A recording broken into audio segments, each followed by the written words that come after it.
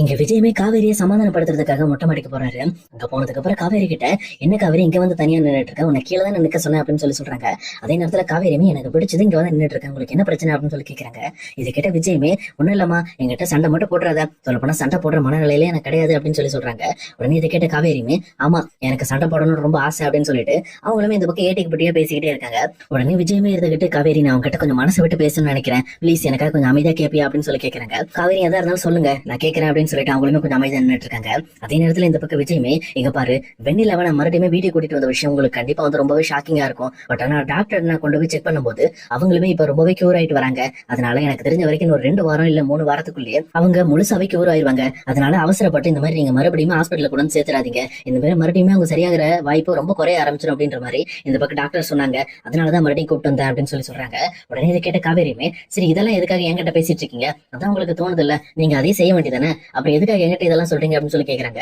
உடனே இங்க விஜயமே இருந்துகிட்டு, இல்ல நீ எந்த ஒரு தப்பான தாட்டுமே மைண்ட்ல வச்சுக்க கூடாதுங்கிறதுக்காக தான் இதை சொல்றேன், எனக்கு எப்பவுமே நீ தான் வேணும், எந்த ஒரு காரணத்திலயும் நான் இந்த மாதிரி வெண்ணிலா சரியானதுக்கு அப்புறம் மறுபடியுமே வெண்ணிலாவை என்னோட லைஃப்குள்ள கொண்டு வர மாட்டேன், ஏன்னா வெண்ணிலாக்குன்னு ஒரு வாழ்க்கையை அமைச்சு அவளை தனியா வாழ வைக்கிறதா என்னோட எண்ணமே அப்படின்னு சொல்றாங்க.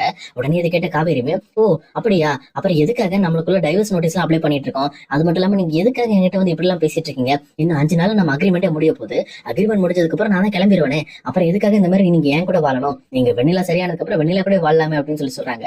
உடனே இதை கேட்ட விஜயமே ரொம்பவே கோபத்தோட அங்கிருந்து கிளம்பி போயிடுறாரு. இன்னொரு பக்கம் காவேரியுமே, உண்மை சொன்னா மட்டும் கோபம் வந்துடும் அப்படின்னு அவங்களுமே அங்கேயே நின்னுறாங்க.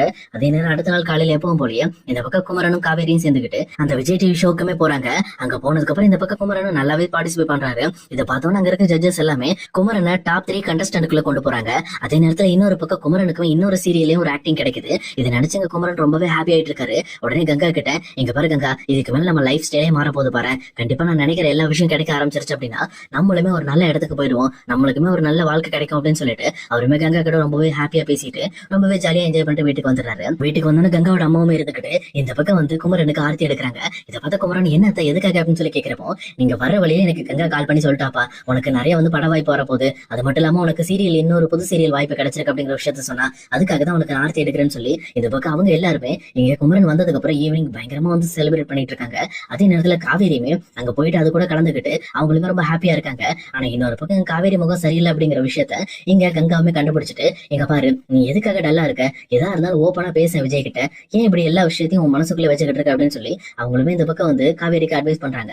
ஆனா காவேரியுமே தான் மனசுக்குள்ள இருக்கிற விஷயங்களை யாருக்கிட்டையும் சொல்ல முடியலன்னு ரொம்பவே கஷ்டப்பட்டு இருக்காங்க. ஏன்னா இங்க காவேரிக்கும் விஜய்க்கும் நடுவுல இருக்கிற நிறைய விஷயங்களை பத்தி எல்லாருக்கிட்டையும் ஓப்பனா ஷேர் பண்ண முடியாது அப்படிங்கறதுனால அவங்களுமே ரொம்ப ஹாப்பியா எடுக்கிற மாதிரி நடிச்சுட்டு அங்கிருந்து கிளம்பிடுறாங்க. இன்னொரு பக்கம் இங்க காவேரியுமே தன்னோட ரூம்ல வந்து ரொம்பவே சேடா உட்காந்துட்டு இருக்காங்க. அங்க வந்து விஜயுமே, என்னாச்சு காவேரி ஏன் டல்லா இருக்கு அப்படின்னு காவேரி கிட்ட நல்லா சகஜமா பேசிக்கிட்டு இருக்காங்க. ஆனா இங்க யாருமே எதிர்பார்க்காத மாதிரி இந்த பக்கம் வந்து வெண்ணிலாவுமே இங்க காவேரியோட ரூம் தேடி வந்துகிட்டு இருக்காங்க. உண்மை சொல்லப்போனா இந்த பக்கம் இது விஜயோட ரூம் அப்படிங்கிறது எங்க வெண்ணிலாவுக்கு ஒரு பல ஞாபகங்கள்ல இருக்கு. அதனால அவங்களுமே அந்த ரூமை தேடி இந்த பக்கம் மேல பார்த்து நடந்து வந்துட்டு இருக்காங்க. மேல வந்த உடனே இந்த பக்கம் இவங்க 2 பேரும் பேசிட்டு இருக்கிறத நிறுத்திட்டு ரொம்பவே ஷாக் ஆகி போய் பாக்குறாங்க.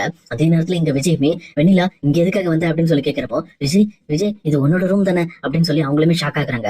இதை பார்த்தோன்னே இந்த பக்கம் வந்து விஜய்க்கு ஒண்ணுமே புரியல. இங்க பாரு வெண்ணிலா கீழே ஞாபகம் வர ஆரம்பிச்சிருச்சு அப்படின்னு இங்க விஜயமே ஷாக் ஆகுறாரு. ஆனா இன்னொரு பக்கம் இங்க காவேரியுமே, இப்ப வேணா வெண்ணிலா கிட்ட சொல்லி பாருங்களேன், நான் என் ஒய்ஃபோட இருக்கேன், நீ கீழே போய் இருன்னு சொல்லுங்களேன், உங்களால முடியாது தானே அப்படின்னு இந்த பக்கம் காவேரி ரொம்பவே கோபத்தோட பேசுறாங்க.